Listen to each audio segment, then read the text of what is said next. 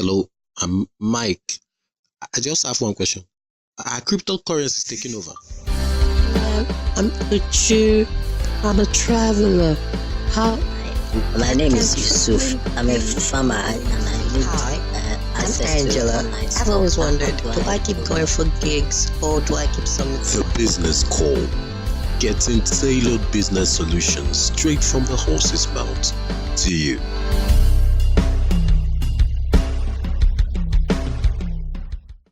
Welcome to the Business Call with Bella Victor and Chizzy Dubé.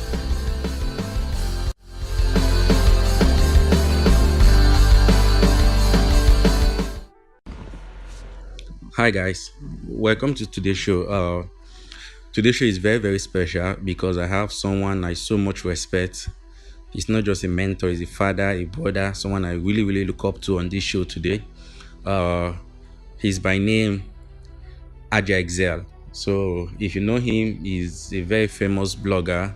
I think I will save the rest for him to officially introduce himself, Mr. Ajah. All right, my name is Ajah, and as Bella has rightly said, I'm into blogging, so I don't know what other questions he has for me. Great. Leave it for him. Interesting. So, Mr. Ajah, could you just tell us a bit about yourself? A bit about myself. Yeah. I think you know a bit already. So, all right. You heard my name, Ajah, a blogger, a graduate of photo. I studied information technology. Today, I'm married. I do a number of businesses too. So let me leave it at that. So, in other words, we say that you're a serial entrepreneur. That's a bit. Serial entrepreneur. Okay, great. Could you just share more light on your entrepreneurial journey, how you started in that manner? Okay. While I was in school, I started a business. Though it was just something I wanted to try. Okay. So I can say it was an accident. I became an accidental entrepreneur. Fantastic. Based on a particular need. I was looking for a scholarship, at least to help myself and maybe help assist me in paying school fees and other academic responsibilities.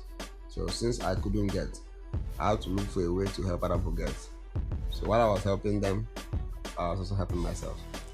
That was how I started my scholarship business, scholarship registration business in school. And up until now, that's what I still do. Though I don't do registration anymore. Give information about scholarships. Fantastic.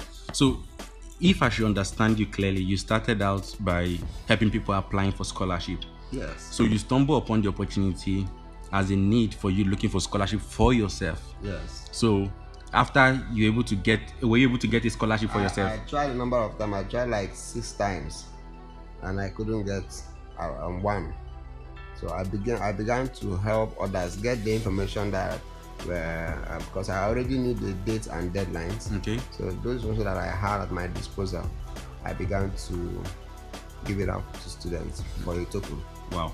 So if I should get you correctly, you applied for like over 6 scholarships. Over 6 scholarships. You didn't get any? I was enlisted to write about 6. Wow. So I wrote 6. I did not that I don't. I'm a dull student, but yeah. I was not enlisted for as a winner of any of them.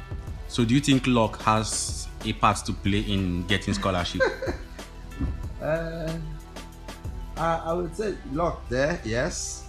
Maybe, but I think everybody wrote you wrote the exams, but I think maybe there's something I was not getting correct. Okay.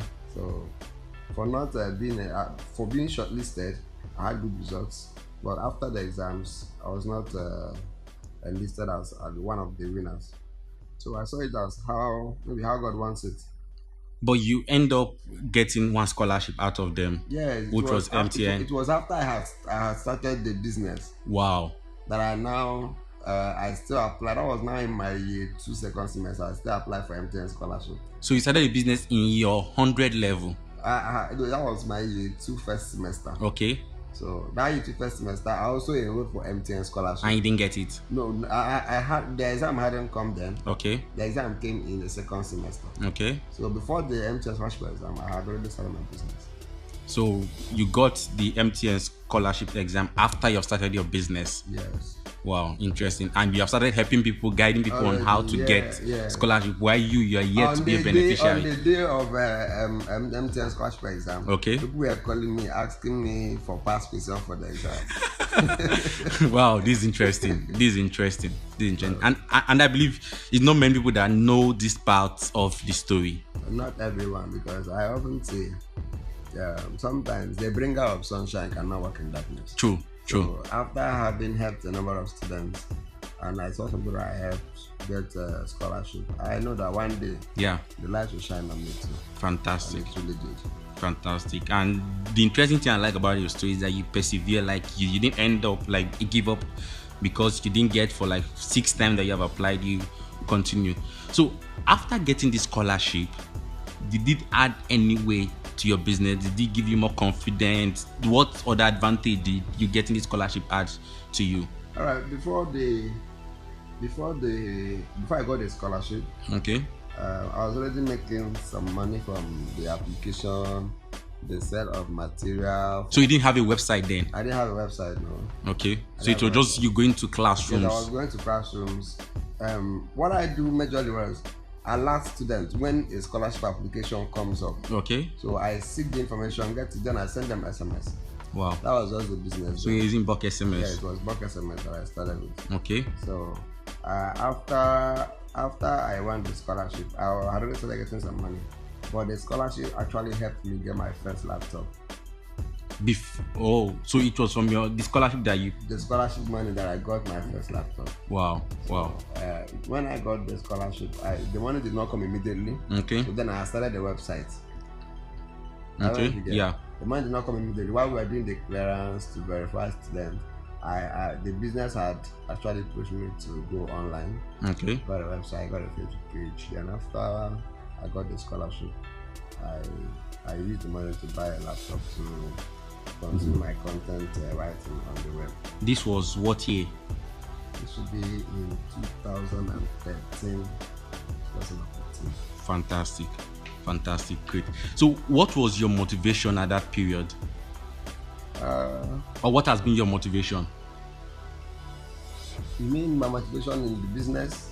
So this is it now. Yeah, motivation in the business, but you agree with me, like the motivation, what motivated you to start the business is different from what is motivating you now. Yeah. So what motivated you why you started the business? I think oftentimes the situation one finds himself can be a motivating factor. Okay. I really needed money to pay school fees and pay other things. So not having that was what led me to start looking for means of getting the financial money. So, and that led me to looking for scholarships. So in a quest to look for scholarship, I started the business. So oftentimes it's not what we had in mind initially that I will always end up with. Yeah. So and with that, the horizon has always been opening wider and wider and wider. Fantastic. So what is the current motivation now? Because from understanding, I got that it was your condition at that period that made you started it. So now what is the current motivation? The motivation here is that I'm certain that there are a lot of people who are currently in my situation then. So, and I think this information we give out on our platform is of help. We've had a lot of testimonies, so such testimonies make us to do more. Fantastic. When you see that what you're doing, people are benefiting from it, we'll be inspired to do more. Fantastic. What else are we doing than to deliver information that will be of assistance to students all over the world? Fantastic. Knowing the fact that there is someone there, his name might be Ajah, going through the same problem that you were through them is like a great motivation for you. Yeah. Someone is there are sites I visited to look for information. Yeah. So I think somebody else is looking for information today. Wow. Of which I think we have a comprehensive kind of information for such a person. Okay. So with that, I said we are inspired on daily basis. People who ask the questions we asked before, and we have the answers to give to them. Okay.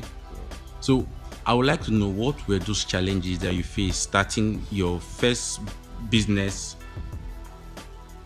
Okay. Frankly, when I started, there were already big guys Okay. in the system. Yeah. One group, I never want to mention their name. Yeah. Yeah. So then nobody knew Excel or any other scholarship assistance body in the school. Yeah. So when I started, they saw that they came to class one day. I noticed that the students were carrying my own phone. They had to come ask me that I should come. Any person I refer, they'll give me some money that I should do this. That's not going to work. But I persisted. After a year or two, they were nowhere to be found anymore. Okay, great. So they didn't know that you are heading for something way bigger than even photo. Of course, they were one of the big. They were part of the challenges I had when I started because I was scared. Yeah, I was scared when people say, "Oh, the guy mentioned the number of people who have failed in Port Harcourt, who have failed in different schools that they've been to." Yeah, and I was scared. It was one of my challenges, but thank God I actually overcame that and continued with the vision. Yeah. And not only that, when we started, we had issues of registering students. Okay. And some of them will come back and say, "Oh, they were not enlisted." Okay. Without knowing that every applicant will not be enlisted for the scholarship exam. Yeah. And not everyone who goes for the exam will become a winner of the scholarship eventually. So sometimes this one served as in it was really a challenge to convince them that their name did not come out. We are not the ones giving the scholarship. Yeah. We're only assisting them to submit their information to the awarding body. So sometimes that poses a challenge. A student once entered my office and got so offended, angry, collected my flash drive. Seriously? If you don't put my name there, I will not bring it up. I just had to respect myself. I didn't do anything. Up until today, I don't know where that flash drive is. So look at that. Wow, what a story. What a story. God. Interesting. But that didn't make you like give up. You continue in what you're doing. So after the scholarship registration business, you now went into blogging, sharing information about scholarship. You started the Nigerian scholarship. Nigerian University Scholarship. So yeah, how did you start Nigerian University Scholarship? What was those challenges and the transition from there to your current website now, World Scholarship for? I think one of the biggest challenge every blogger has is driving traffic. Okay. So when I started, there were big names like people that provide educational information in Nigeria. Yeah. So to students. Yeah. But one of the things I noticed that my niche was just so specific. It was so direct. It was a carved niche. Okay. It's educational, but a niche in education. Wow. So most of those other guys do general information, school information, maybe JAMB and all of that. Yeah. I focused on scholarship information. So before I knew it, I saw that people, I already saw the market before I entered. Yeah. Because students in the school environment were keen to get the scholarship. So I was certain that people are looking for this online too. They were looking for it. So when I started, getting the traffic was easier because there was a hungry market for the information. So within 4 months, 5 months, the site was already becoming an authority in areas of scholarship. And then again, the domain name was so unique. Yeah, so unique. Nigerian University Scholarship. Wow, So cool. It was just the first thing you see whenever I type Nigerian Scholarship for students. So now, why did you leave or did you transit from Nigerian University Scholarship to World Scholarship Forum? So I want to understand what keyed that decision. Why did you make that decision at that particular time and that particular period? What year was that? That was in 2017. That is how many years of you doing Nigerian Scholarship? I Nigerian University Scholarship from 2013. Okay. 2016. Okay, that's 3 good years. Yes, it was 2016 that I had a thought of moving from just Nigerian audience to a global audience. Okay. Why? Because a lot of people were now making comments on my blog. Yeah. Calling the number from Ghana, Ethiopia. Yeah. People are calling. You see someone calling from Uganda. Wow. Saying that they are looking for a scholarship. That do you give scholarship? I said no, we don't give scholarship. We only give scholarship information. So when they message and comments from the blog started moving just from Nigeria to other countries. Yeah. And also a need that this information is no more a Nigerian stuff. It's going to be a global something. So Wow. And by 2016 December, I had already started making plans on getting a global platform to move my contents to. So in January 2017, during I think I mentioned it during a student business FBC meeting. Yeah. January Our 2017. hangout at Concord Yes, Hotel. Concord Hotel. I mentioned it. We are starting a new project, and Yeah. that was when we started World Wow. Scholarship Fund. Fantastic. So, So I want to understand now, because a lot of people are really, really interested in this story, because talking about successful student entrepreneur, you are one of them. So people are really, really interested in this story. So I understood that you terminated Nigerian University Scholarship for World Scholarship Fund. So for me, I was like, why not you just keep that one and now start the World Scholarship Fund alongside it? Why did you decide to terminate that one and start all afresh? Because start all over again from scratch. it wasn't an easy decision. Okay. But I have noticed that people who do one thing at a time have great results. Wow. Running a Nigerian University Scholarship and World Scholarship Forum might end the two websites on a mediocre level. So we needed focus. So what we did was channel our traffic that was coming to this other side to the new platform. Okay. So we used our Facebook already big page. We had over 118,000 fans on our Nigerian Scholarship page. Okay. We were publishing there as indirectly to the Yeah. new platform. So within few months, we were up on our feet on the new platform, and with time, the old platform was discarded. Wow. That's what happens in system analysis.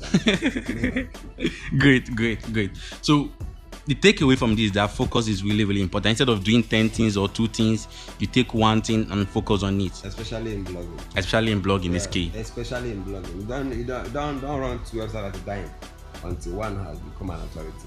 Wow. Interesting. Fantastic.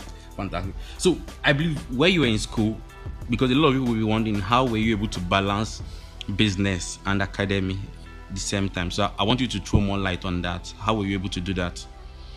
I think majorly what I was saying is the ability of one to manage his or her time very well will go a long way. Okay. And again, having something that actually that you're passionate about will help you to put a schedule and make sure you attach it to your program. Okay. So when I was in school, I was able to manage time very well.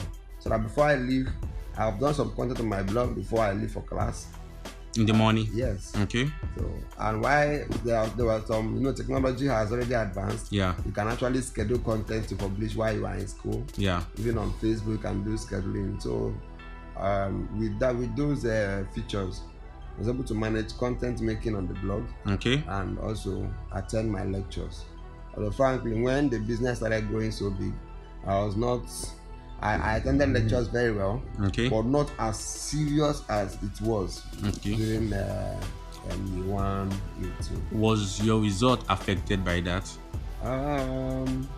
Truly, in my year 1, I wanted the exams to come. Okay. Because I was always ready. Someone who reads very well will read the person you say is intelligent and all of that. But towards my final, when business was all over, you see, once performance was already affected, once your attention is divided, so it really affected my performance. I was looking for a first class, frankly. Wow. But you see, but to my understanding, you graduated something very, very close to first class. I think 4 points. 4 point something. You see. So a lot of people can't do that.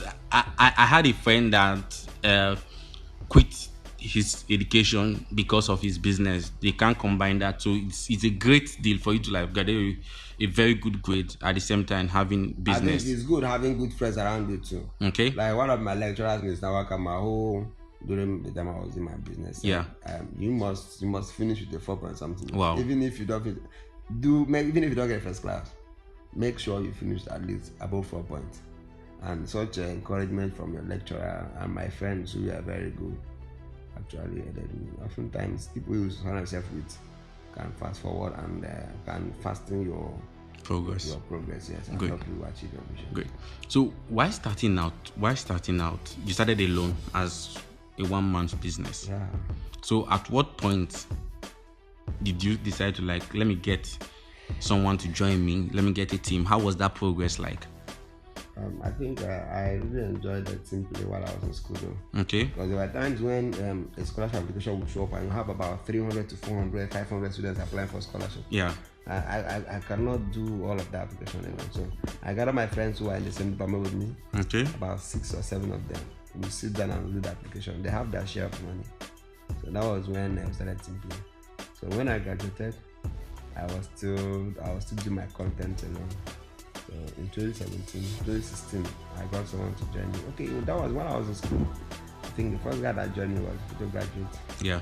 Yeah, so before I went for my internship. So when I graduated. So while you were in school, you got a graduate to be part of your business. Yes. Fantastic. So so that was that. Then when I left, I got another friend of mine to join. Okay. And by 2017, 2018, we had about 10 people who are in my team. Yes. Fantastic. We have a number of over 20 guest writers. Fantastic. So altogether 30. Yeah, more than 30. More than 30. Fantastic. So from a one-man's business while you're in school to over 30. Yes. Fantastic. That is interesting. So another thing that I want to like, what other knowledge, like what other businesses that got your interest while in school aside blogging? While I was in school, I was actually doing tutorials before I moved into the area of scholarship and all of that. So that was my passion, teaching. But I saw that I actually noticed that the blogging and the scholarship stuff was also a very an area that is in dire need by the students. So I now focused on that area. I love teaching. It came as one of the things I wanted to produce materials and all of that. But this one was easier for me to do, and I think I really understood it very well because I have been in the situation of looking for scholarship. So and it's actually okay. Then too, most of the things I did were online, as like websites. Yeah. I started discuss.ng. Yeah. I started forumng.com, but not all of them survived. You have to terminate all four. Not just that I terminated them. Sometimes you try doing a lot of things. Everybody have a story of one thing just did well and people think it's just what you're doing, but I've done a lot of things. Wow. I started a lot of other online platforms that struggle to see the light of the day. Okay. They did not meet up. Okay, great. So another thing that a lot of people will be interested in is that a lot of people are saying money is the problem why they are here to start. They don't have funding. So I want to know, how much funding did you have while starting your business? Your initial funding that you used, was it that you have one big uncle somewhere that gave you, take this $1 million or 1 million naira for you to start your business? So what was your initial funding that you started? If anyone who has an uncle may not start a business, an uncle that gives you 1 million naira or $1 million in school. So, but oftentimes I say the sign of wealth, the symptom of wealth is poverty. Okay. When you don't have it, you look for a way to get it. True. So I think it was the last money I had, like 500 naira that I had as my last card in school. So the idea came, I was doing bulk SMS for people. Okay. Since you do bulk SMS, why don't you inform students about scholarship? Okay. With bulk SMS. So the first money I spent on the business was 350 naira to print the forms I sold to students. Wow. So it was in the form that I collected their details from. That's what I printed one copy and now photocopied it. The rest was my voice, natural gifts. Yeah. I used to advertise the business. Without any cost attached to the it. The first day after I did that printing 350, the first day I entered the class to advertise, I made 8,000. Are you kidding me? Second, I made 4,000. And the person I was broke with 500 and had 12,000. This is serious. The percentage is I don't know, it will run in millions. Wait. Let me understand this clearly because this thing is busting my head. Let me understand it clearly. Your initial capital was 350. Yes. You had 500 with you on that day. Your initial capital was 350. Yeah. You did your printing of the form. You went to classroom. You spoke to them energetically and passed the message to them. And you went home that day 8,000. in less than 24 hours. What am I talking about? In less than 7 hours, you went back home with nothing less than 8,000 naira. 8,000 naira. The next day you came back. You made 4,000 naira added to it. That's how business started. 12,000 naira capital in. Wow. So 350 is the magic number. That's the magic number. Who will give me 350? Let me start my own business. I doubt you don't have 350. Fantastic. So, if you're to go back to school now, what are those things that you'd have changed or that you'd have done better? I would have found a way to combine my business time and with my academic time to make a first class. Interesting. That for now, I think if there is a way I can go back, I'll find a way to manage my time so well that I can make a first class and also have the business running. So you making a first class, I want to understand what's the motive of making a first class, because I don't think you want to work for, in short, you're not working for anybody. Instead, you're thinking of employing first class now. So why will you want to go and get first class? I want to see the need. I'm not going by what I No, said. okay. If time was to rewind, you'd have gotten the first class. I wasn't the first class. Why? There should be a reason. Is it for bragging rights or what? There is some people were actually disappointed that I did not make a first class. Okay. I don't even understand. Like your parents? No. One of my sponsors. Okay. And on the day I told her I graduated, she wanted to know the results. Yeah. I told her it wasn't the first class. She ended the call. I called her. She couldn't. Later, she had to call back. I begged. I said, "Ma, please, I didn't make a first class. I beg." So she accepted. Told her, "Ma, I promise you I'll make a first class life." Wow. That was what I assured her. So in that regard, I felt I disappointed her because in my year one, she actually helped me source for my school fees in my year one. Wow. So and she kept on checking on me until I finished school. Wow. So she and one Mrs. Nwachukwu. So the two of them actually checked on me, and I felt, if time would go back. Yeah. That is my motivation. Not that I need any other thing about with the first class. Yeah. But it will also make a lot of sense. Yeah. If your child comes up and say that Daddy made first class, so you have to work hard to. Fantastic. Yeah. Great. Interesting. So, how was life like after graduating from school? That transition after school, you know that you're not going to lecture. How was that transition like?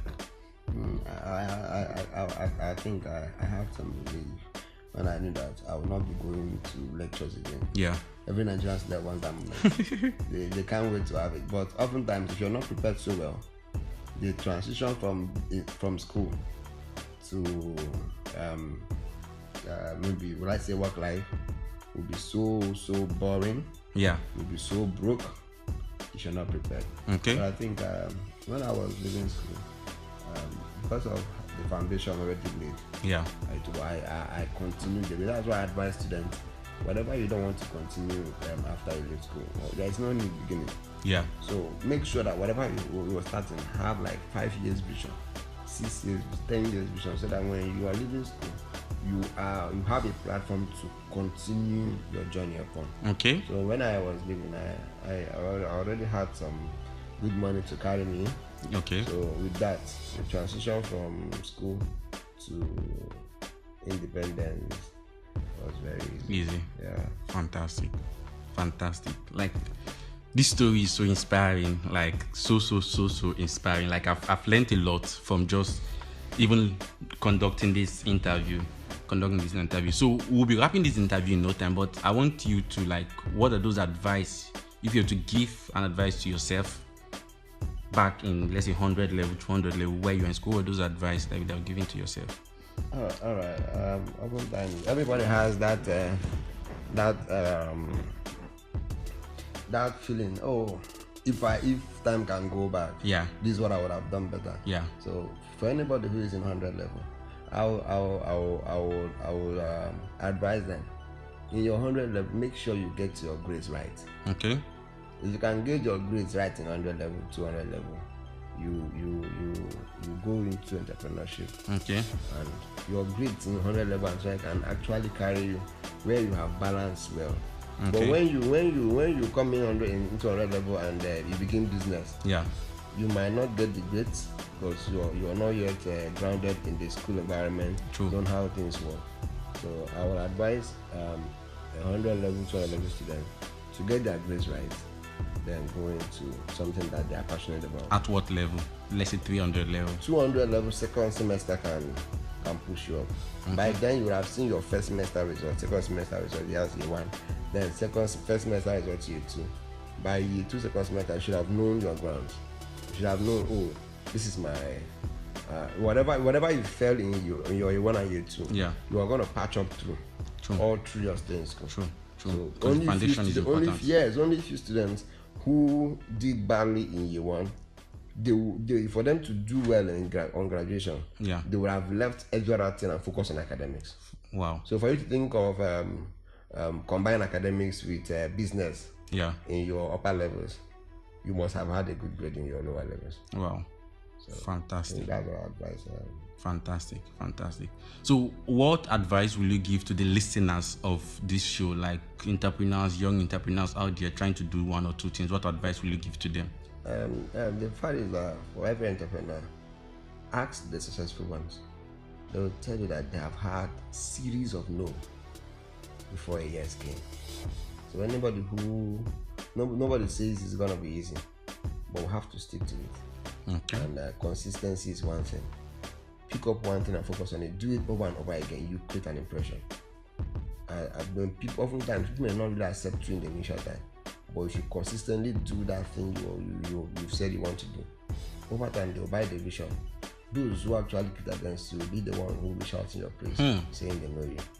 So anybody out there who is trying one thing or the other, I urge such a person to be consistent, be focused, and have a vision of at least 5 years for whatever you're doing.